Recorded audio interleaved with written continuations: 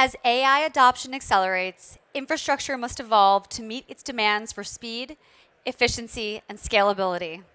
Innovative approaches like custom silicon and AI-optimized systems are transforming how businesses deploy and build AI at scale. This session explores the strategies driving next-gen infrastructure and how they're shaping industries for the AI-powered future.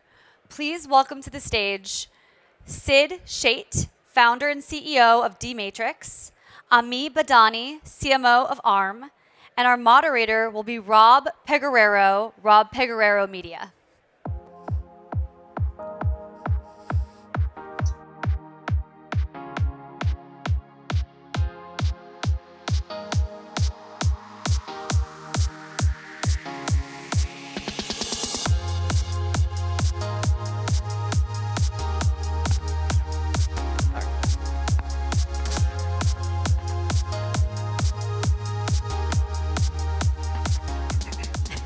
We don't get to choose the walk-up music, but that's not bad. Yeah.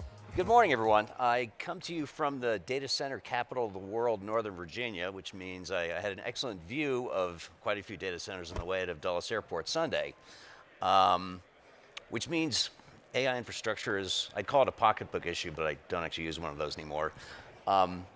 Our state legislature did a study, came out in December, that said at current rates of power usage by data centers, our electric consumption in the state will double by 2030, and we'd kind of have to build power plants like China to keep up with it. So this is an important subject, and we're going to get into how we can avoid that fate, keep AI running efficiently, working smarter, harder, faster, et cetera. So let's start, since we have two hardware experts here.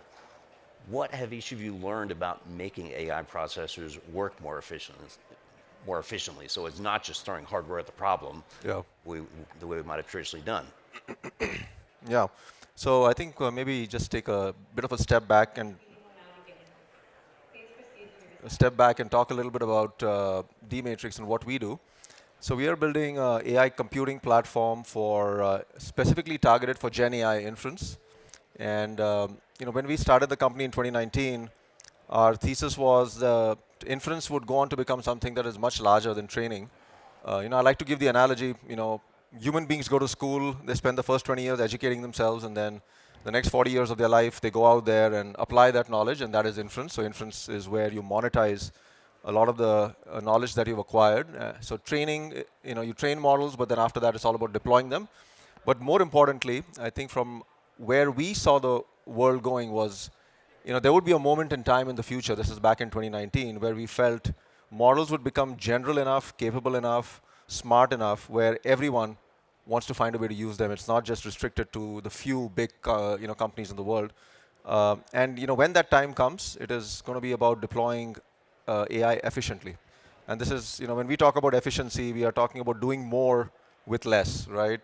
And the way we measure it is you want to do more inference or more compute, call it, in less time, with less dollars, and with less energy, right? So how do you build a computing platform that can allow users to really do everything that they need to get done while consuming the least amount of resources? And typically, dollars and cents are the most precious resource when people make these kind of decisions.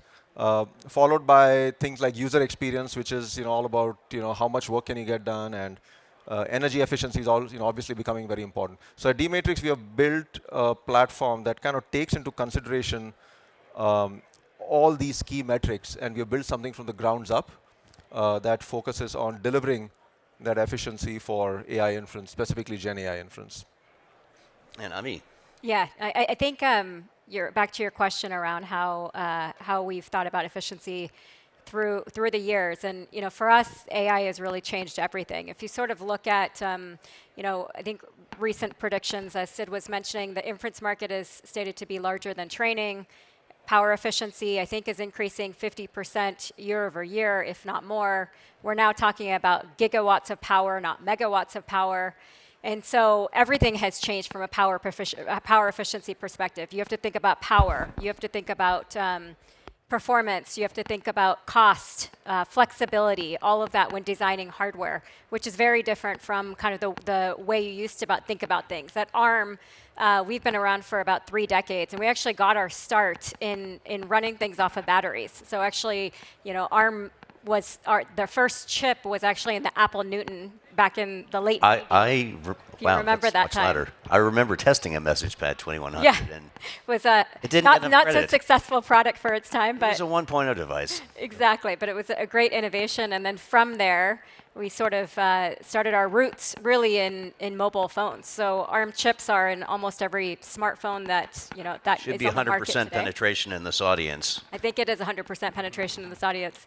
And so, we've been really focused on this power problem, first in smartphones, but now throughout, everything, whether it's automobiles all the way to the data center. So just rethinking about power efficiency, whether it's putting more power efficient chips in the data center, and then being able to use that same compute for other types of use cases, all the way to the edge.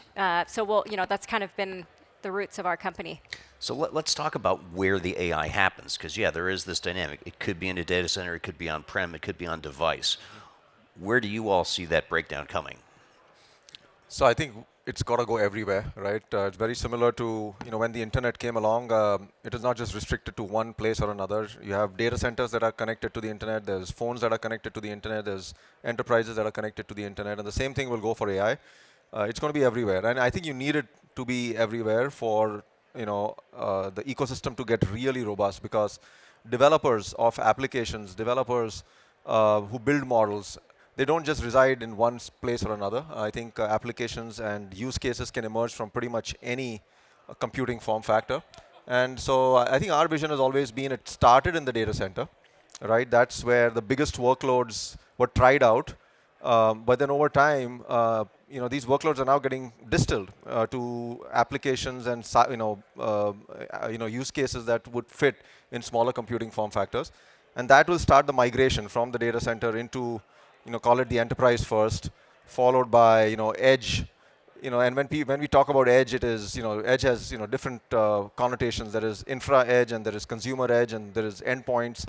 And all of that will happen as models get distilled down and get smarter and more capable. So I think our thesis is this migration has started, and it will proliferate into pretty much everything that users have access to from a computing standpoint. It's also important to look at what hasn't worked. So do you want to talk about things people have tried to make AI computing happen more efficiently that are probably not going to be in the roadmap? Like what your competitors are doing.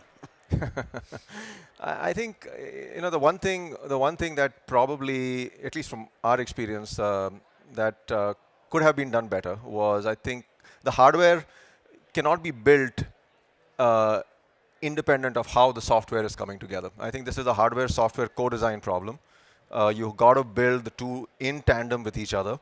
So when you're building out the hardware, it has to be built with the applications in mind. It has to be built with a software stack in mind. It has to be built with the use cases, with how users and developers are going to program that hardware in mind. So all of these things have to kind of come together at the same time. It kind of take a very holistic view.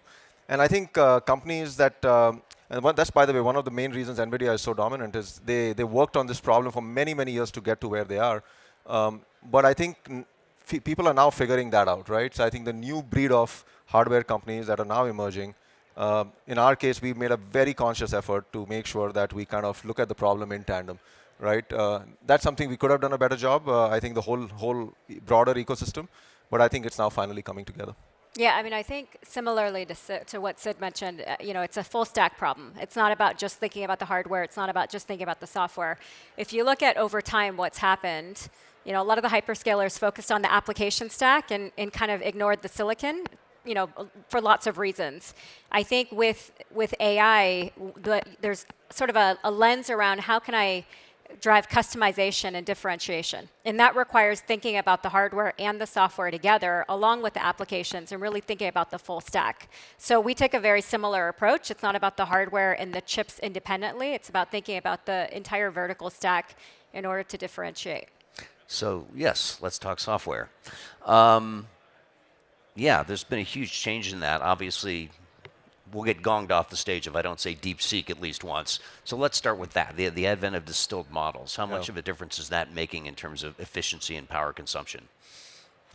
Oh, it's huge. I think the biggest contribution that the DeepSeek moment, quote unquote, had was they basically made the bag of tricks available to everyone. Right? They went out and published the neat little tricks that they used to make AI models very efficient. I think the notion post ChatGPT in 2022 was inference is here, but inference is really the domain of very large models, and you really need bigger is better, right? The bigger the models get, the smarter they become, and in the pursuit of AGI, the models just kept getting bigger and bigger, but really they were getting less accessible to most people as the models got bigger because it needed a lot of dollars and cents and capex and whatnot to run these models. Now, the DeepSeek moment, what it did was it said, hey, that's not the only way out. That's not the only trajectory we need to be on. We can find ways of distilling models down. We can find ways of taking data that is fed to these models and compressing it and storing it efficiently. So there were all these very neat tricks that they kind of highlighted and made it open source and available to everyone. I think that is a real catalyst, in our opinion. I think that is really going to catalyze the availability of those tricks to a lot of people, and now they can essentially build applications on top of those types of models. And it's great for anyone who is looking to deploy AI, and it's great news for companies like us who are in the business of enabling exactly that. Yeah, I mean, I think to Sid's point, I think what DeepSeek has really done is democratize AI. It's made it accessible to everyone. As Sid mentioned, I think earlier you used to believe that you needed a lot of hardware, throw hardware at the problem, bigger is better. I think with distillation, what's that shown is that you can actually run cheaper, more efficient models at the edge, and you don't necessarily need to have the cloud. So you can run a model on your laptop and completely be disconnected to the cloud if you want to have privacy or for non-latency type reasons. And so I think DeepSeek was, if not still is, the #1 downloaded app in the App Store, #1 downloaded model in the App Store. And so I think what we'll start to see is more innovation coming to the market with startups now having a lot more accessibility to compute, which will be a good thing for the industry because I think we'll start to propagate a lot of those use cases, whether it's in the edge or whether it's in the cloud. And we believe ARM will be kind of the beneficiary of it because you need power efficient chips in order to run all of those AI models and AI agents in the future. Indeed, Microsoft, the whole Copilot plus PC starts with, it was a Qualcomm only thing at first using ARM architecture chips. Right. Since you mentioned AGI, do you think that maybe looks like more of a distraction from the useful work being done? Because I know it's in so much of the news. I know from conversations with my mom, she is a little nervous about AI in the AGI sense, but not wanting to say, well, no, this is more about the AI helps proofread your copy. Yeah. Small focused tools. Again, I think the quest for AGI should continue, right? I mean, it's really limited to a small group of companies, maybe a handful, really. I mean, 3 or 4 that can pursue that quest, and that should continue because I think that is the frontier. They are coming back and telling us what's possible. They're trying out new techniques and new approaches to get to that frontier. So that's a quest that should continue for those who can afford it. Right, but it is not for a vast majority of us, right? And I think that bifurcation has now really kicked off in earnest post DeepSeek, right? And I think that's great because I think the commercialization of AI is a different journey. The quest for AGI is a different journey, and the two can coexist. It doesn't have to be it's one or the other, and the two will coexist. We at D-Matrix are more focused on the commercialization of AI, less so much on the quest of AGI. And so we'll help the vast majority of the folks who are interested in that. Yeah, I think AGI, everyone has their own definition of AGI, and I don't think it's one company's sole quest to solve alone. I think it's sort of a collective ecosystem. How can we solve AGI together as an industry? What I believe is that as we kind of march towards whatever your definition of AGI is, ultimately it will increase labor force productivity, and I think that's sort of what we are most excited about, and whatever that means for every company individually. But that's sort of what I believe we'll see the intended consequences in a good way. And every new technology innovation that happens, you usually see labor force productivity gains. And so we've seen that with the internet, we've seen that with things like electricity, for example. So I think we'll start seeing that with our quest for AGI in the future. Yep. What other advances are you seeing in coding to help make AI run more efficiently, beyond distilled models, beyond what DeepSeek has done? What's the other good work being done these days? I mean, there's, again, it's a full stack problem, right? So I think there's work that is happening up and down the stack. Again, back to my original comment, I think the hardware ran ahead of the software for the first few years, and that kind of slowed down the overall adoption of AI. But now I think there's a general realization that this is a problem that needs to be solved in tandem. It's a full stack problem. There has to be innovation on the hardware, on the systems, on the data center, on architectures in the data center, on cooling, on software, on applications, on numerics. Oh my God, there's just a lot of different areas where advances have to be made collectively for things to come together. I think right now, I think the biggest emphasis that needs to be placed is if you look at interacting with generative AI today. It is still it still has a lot of human involvement, right? I mean, you prompt a model, you get a response you don't like, then you go back and reprompt it, and you get something you don't like, and you go back and forth till you kind of sort of get something you like, and then you go with it, right? That is the Stone Age, pretty much, of Gen AI interaction, right? I mean, we need to get to where agents are, where you can describe a task, in English at a pretty high level. And then you can have a model kind of break this down into multiple chains of thought and break down the task and kind of spawn out different sub-agents that can go and solve a problem and come back, right? And we are a few years away from that really panning out, right? In a way where it is fully integrated into enterprise workflows. There is trained personnel at all these enterprises who know how to use that. These models are not hallucinating anymore. So I think there's just a lot of QA work, testing work, algorithm work that needs to still happen for us to get to that point, right? And so I think that's where most of the innovation needs to happen for this to truly go mainstream. Of course, I think the underlying infra layer is now coming together with all the techniques that DeepSeek has shown, and hardware available from companies like ours and ARM. I think the next step is really about the innovation, at the application layer. I mean, so we've been following the coding space specifically as an application. I mean, mainly because if you look at every tech company, ARM included, 80 to 90% of our employees are engineers. So how can we make that population much more efficient? So if you look at kind of what's happened over the course of the last several years, and in 2023 and beyond, I think you had GitHub Copilot and some of these tools, which are really developer assisted. Now, I think what's changed in 2025 and beyond is you're seeing a lot of these coding agents write code, and much faster than it was in 2023. I think some stats around 50 to 70% of coding agents right now, in terms of speed, have increased in terms of speed.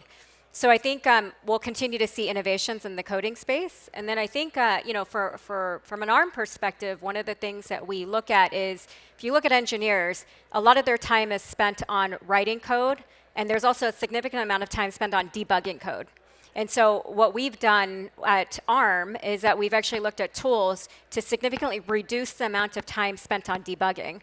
And there's many tools out there, so that now our engineering employees can actually take that same amount of time that they were spending on debugging, use the AI tools, which are obviously getting much more proficient over time, and now spend that same amount of time writing code to help accelerate some of our developments in the industry. So that's what I think we'll start to see, is kind of that maturation of both debugging and writing code, and some of these advancements that are coming out with some of these coding agents. Yeah, I saw a neat demo, what day of the week is it? Yesterday, where the slow AI implemented a game of chess in Python in 22 seconds. The fast one was 1.5 seconds. Wow. And the guy running it said that was a week-long process when I was taking computer science classes in college, some time ago. Let's talk about agents a bit, which really takes me back. You mentioned the Newton message pad. I'm also old enough to remember General Magic. I actually tried a Sony Magic Link. We're now getting to that point where agents are going to be a thing. And is that a separate discipline? Because obviously this is something you're interacting with, so any kind of delay is more noticeable, I guess, than when it's some AI routine running in a data center and you're not necessarily waiting on it. It's doing a task in the background. Right. Right. I think. By the way, so I'm going to go back to the DeepSeek moment, and I think what is really important about it is the fact that they open source the reasoning model, right? And I think you need to really have access to open source reasoning models and also know how to kind of optimize them for agents to really take off, right? And so far, there was reasoning models available from OpenAI with O3 and O1, and now more recently there is one from Grok and Anthropic, right? But they're not open source, right? And Yep. DeepSeek R1 Distill is really the only open source distilled reasoning model that is available in the open domain. And along with it comes all the research that was published that allows people to optimize a model like that. I think that is going to be a huge catalyst. I think that is going to be something that really kind of accelerates the development of agents and agentic workflows. Yes, there is still more work to be done, I think, but I think you will see a much larger community getting behind the development of agentic workflows. I think coming to this conference next time, a year from now, I think it's going to be all about agents. I think just tons of applications running on agents. I think there's a lot of talk about that in this conference, but I do feel that next conference will actually be about real applications running on real, use cases, and I'm super excited about that for sure. Yeah, I mean, I think the last several years have obviously been about foundation models, mostly in the data center. I think, back to Sid's point, the DeepSeek moment, distillation, being more innovative in terms of some of those newer models and democratizing AI, I think you'll start to see this year and in the years after become a lot more about AI use cases. And so we'll start to see a lot of those come to fruition. I mean, we're experimenting with different use cases all over our company. I'm sure Sid as well. So I think we'll start to see a lot of those benefits over the next several years with regards to agents specifically. Since you mentioned open source, not to make this a Linux on the desktop conversation, but do you think that is going to predominate then over these closed source models? I mean, it certainly seems that when everyone can play with the same code and figure out how it works, and in the case of DeepSeek, work around the Chinese Communist Party censorship in the DeepSeek site itself. Yeah. I mean, we are big believers in open source. I think as a company, I think everything that we have done is been around open source, interconnects, open source software, open source. We've just been huge believers of the fact that open will win longer term. Now, depending on your business case and the type of business you're building, there is a place for proprietary models, and there is good arguments to be made about why certain models should be kept proprietary. And innovation is a lot faster if you know exactly where you're going, right? But that is again going to be limited to a few companies and a few businesses, right? The vast majority. It's back to the, I think Linux is a great example. I mean, over time, it had a much larger footprint compared to, Windows, and, applications written for that accelerated much faster when it really truly went open. So I think that's exactly what we are witnessing with AI. I think with these, starting of the Llama models in 2023, call it, and now with DeepSeek, there is just going to be, I think it's going to accelerate so quickly that. I think super excited about what can happen because of that. For us, I think there's a place for both. I don't know if we necessarily, take sides on open versus closed. I think there's a place for both, as we've seen in the industry, and we'll sort of let the industry determine how that's going to look. I think what we believe is that you need power efficient chips in order to run, whether it's open source models or closed models. And so I think in essence, we need to really solve the power problem and think about hardware and software from a power efficiency perspective, whether it's at the cloud or at the edge. And we'll see, I think, both types of models, open and closed, whether it's at the data center or at the edge. Okay, now let's pivot to processes. What are you seeing in how your customers are deploying AI to operate it more efficiently, whether it's just what time of day, other sort of contextual things? They take the hardware, the software, and then how can you run that more efficiently, wring a little more efficiency out of it? Yeah. So I think the one thing that we are seeing is, most of the, so if you break it down a little bit, right? So there's hyperscalers that, today have the largest computing fleets out there.